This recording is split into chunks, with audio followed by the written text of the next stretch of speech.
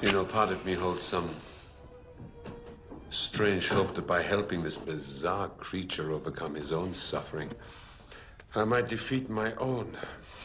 Defeat your suffering? You're the envy of every doctor in Vienna. One feels things at 40 that one cannot possibly know at 25. I must stop him from leaving. There must be a way. Perhaps if you had fully disclosed yourself to Nietzsche, you might have engaged him. Once you gain his trust, he might open up like a steamed clam. I think I know a way, Ziggy. I think I know a way. Your documents and receipt, Herr Professor. Auf Wiedersehen. Auf Wiedersehen. Professor Nietzsche, may I have a word before you leave?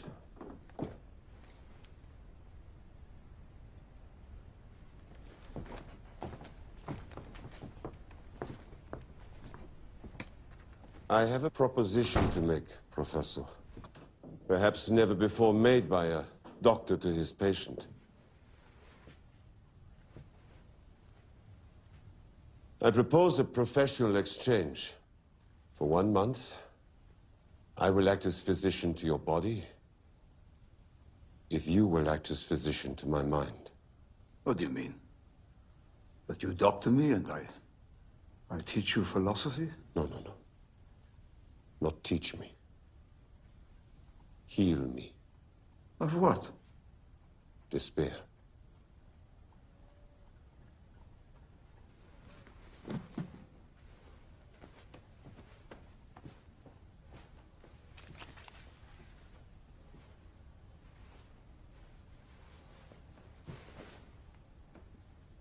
I see no despair.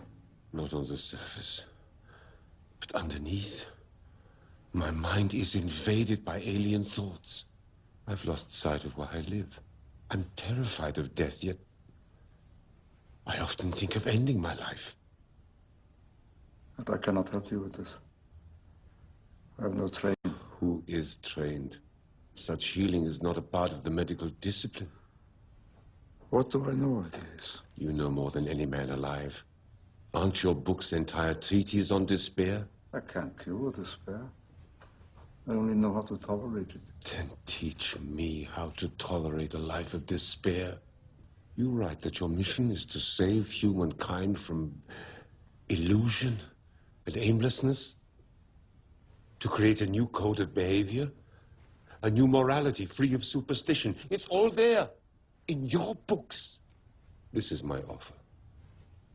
You enter my clinic for 30 days. I will observe and treat your medical illness daily. In return, you become my physician and help me talk about my life's concerns. Look, I'm indebted to you. More than any man. You saved my life. I'm just a writer. I'm not a doctor.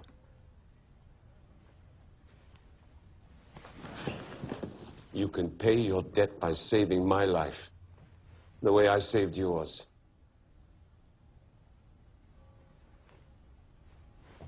So what? I do this for you to relieve my debt?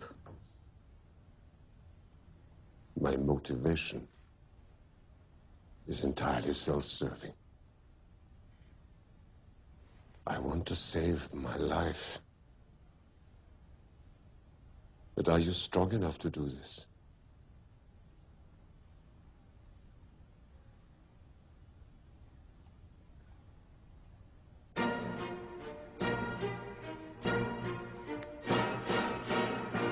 I will persuade him that he is the only one who can help me.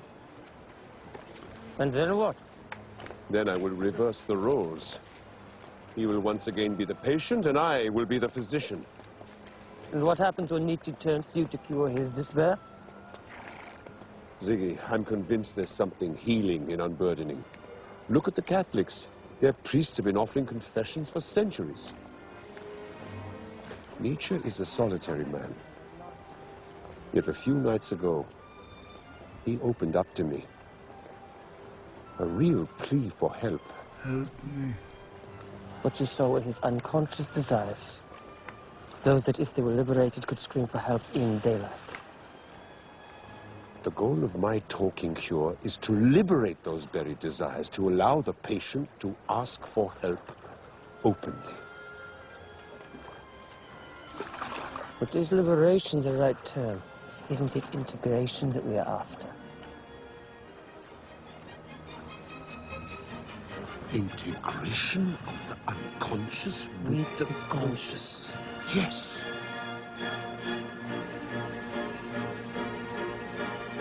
Yes, Sigmund.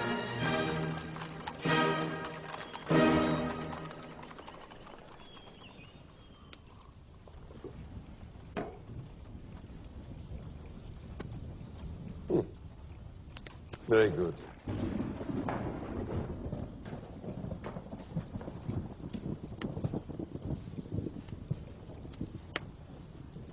Take a seat.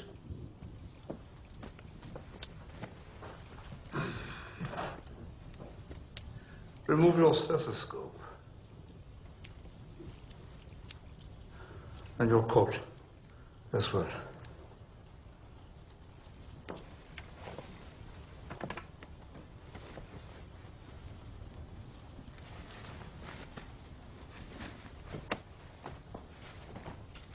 I made a list of your complaints. 1, you have a general unhappiness. 2, you're besieged by alien thoughts. 3, self-hatred. 4, fear of aging. 5, fear of death. 6, urges towards suicide. Anything else? I feel completely remote and distant from my wife. Trapped in a world not of my own choosing. And is that one more problem now, or 2? No, you make me feel uncomfortable. It is my task to make you feel comfortless. No, Professor, your approach is all wrong. Mr. Breuer, we made an agreement here. Mr. Breuer? Do you want us to proceed, Mr. Breuer?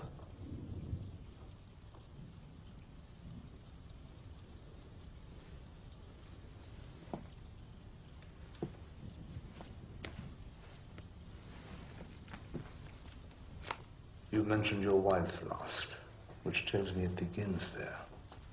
What initiated this change in your feelings toward her?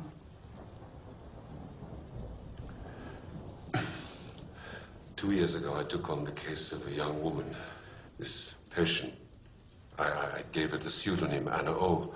Suffers from what we doctors call hysterical behavior. Try to relax.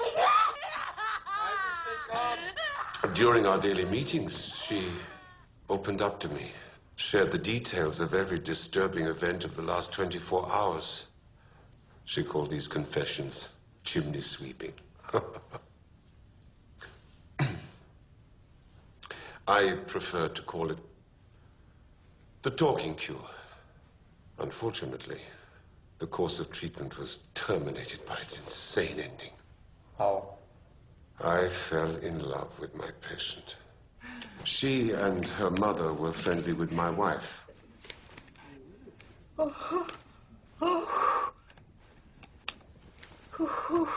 Berta? What's wrong?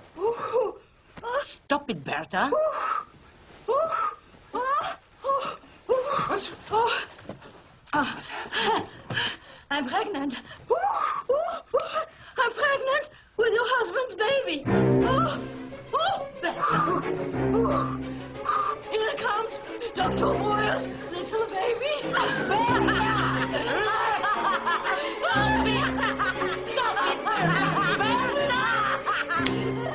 It was a delirium speaking, of course, her illness.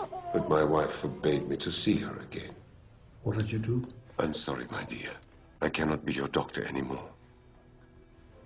But I've done nothing wrong. Of course you haven't. I will refer you to a colleague of mine. He will take good care of you. Please don't let me go. Please. I have no choice. You will always be the only man in my life. Always. Can you imagine how terrible it was to hear those words? They were evidence of the damage I had done. I left her weakened, crippled. You are responsible for all of your thoughts and deeds. But she, by virtue of this so-called illness, she is exonerated from everything. Who has damaged whom? Who has weakened whom? Doesn't this cripple Bertha, as you call her, have greater power over you? An excellent. Lie down. Why? It's the best inducement for recalling memories. Lie down, please.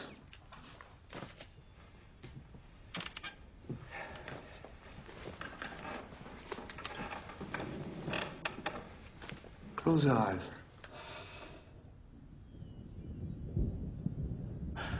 Let us imagine an icy mountain peak. And we see this little man trudging to the top. He's looking into the horror of his existence. He's encountering time's devouring jaws. But he sees too much. His insignificance, this mere little speck that he is. And now his fear becomes so raw that he welcomes lust into his mind. And he stops looking into this chasm. And he begins to spend his time recollecting these miracles, as how his little crippled Bertha moves her legs, her lips, and her arms, and her breast. And his mind, which was built for the noblest of ideas, becomes clogged now with trash. And that is how he is today. He is just rummaging through the rubbish of Bertha, as if it contained the answer to his prayers. Well, what do you think of this man? Joseph, open your eyes. Open your eyes.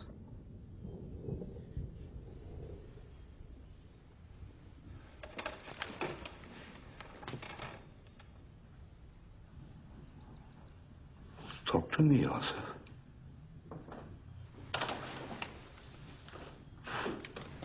This is my way. Where is yours?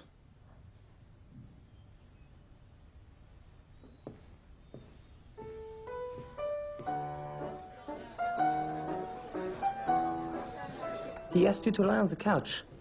Why? He said it was the best way for recalling memories. Interesting. He is honoring his contract, but offers no support. My confessions have failed to produce even the slightest admission of his own obsession. Is your frustration rooted in your competition with him? Not at all. I'm a physician, Siggy. I do not meet with my patient for my pleasure. But Joseph, I've read his books. He has more penetrating knowledge of mankind than any other person. I think he may be perhaps the greatest psychologist who has ever lived.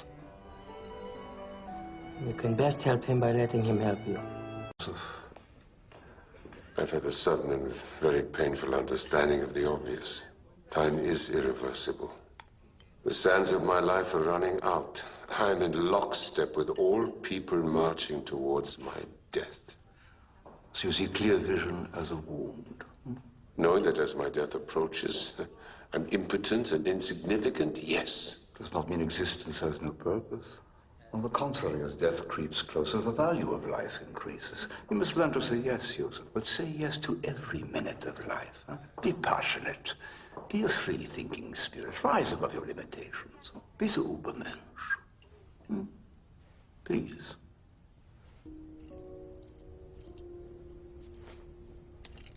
Perhaps you are not capable of being hypnotized. Perhaps. I didn't tell you she left some of Nietzsche's letters with me. And? He berates me for feeding at the trough of lust. And all the while, he himself, just like me, is rummaging through the trash of his own mind. If you think he should be answerable for his falsifications, may I remind you of your own, of the deceptive premise of your arrangement with him. Of the two patients in this relationship, I have become the more urgent case. Taking around.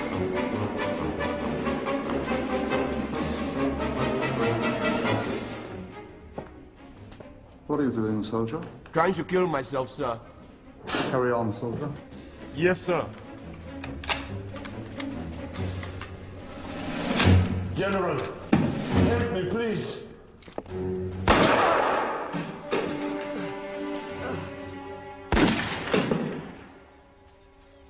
The interesting thing is that in my dream, the general was you. And why me? A symbol of your unwillingness to join me in a down-to-earth manner, perhaps? Be open with me. I presume that, like all men, you have suffered from lovesickness? Have you ever tasted the pain of love? Yes. And? I must know. Let me remind you of Goethe's words. Be a man. Do not follow me, but yourself. Teaching philosophy and using it in the real world are very different undertakings. You wish for something to soothe you now? Then go. Suckle on the tit of superstition. Whatever you do, don't go to reason. Unfortunately, the theatrical director of my mind, the one who stages all these scenes with Bertha, is unaffected by reason. Of course not. What reasonable man could love such a cripple? Oh, stop it! Bertha is intelligent, beautiful, and loving. Loving? How? She tried to seduce you into adultery. Almost destroyed you. You are too hard on her. Well, next time you go to her, don't forget to bring your whip. Yes. I think to love such a woman is to hate life. Bertha is a fine woman. May I remind you she became ill because of her father's death? And may I remind you, all fathers die? I think the time for excuses is over.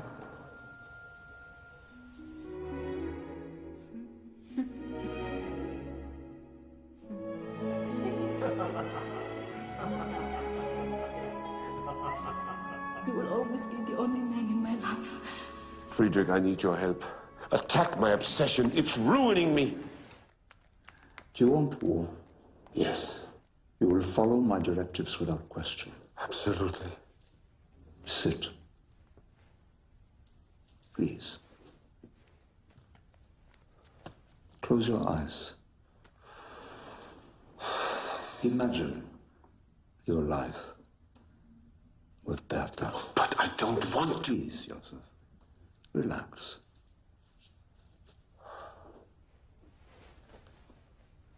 Now, you're starting your day. You're having your breakfast with honor. Oh. I want you to compose a list of 10 insults. And I want you to hurl them at her. To her face? Yes, What, like... ugly? precisely. Ugly, yes. Ugly. Scream it out! Ugly! Stupid! Cow! Whore! Sow! Cross-eyed! Monster! Cripple! That's 9. One more. Idiot! Good. How is she responding? I love you. Banish the tranquil idea you've composed. See Bertha as she would be now, each morning. Spasms. Her arms and legs in spasms. Cross-eyed, mute, hallucinating, stuttering.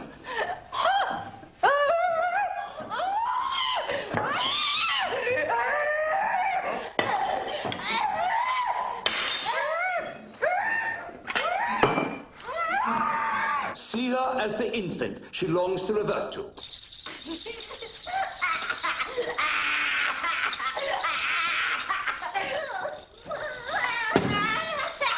See her as an adult, sitting on the toilet, as she does each day. Hi, Joseph.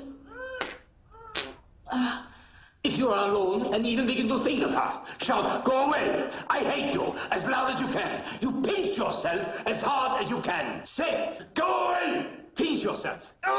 Pinch yourself.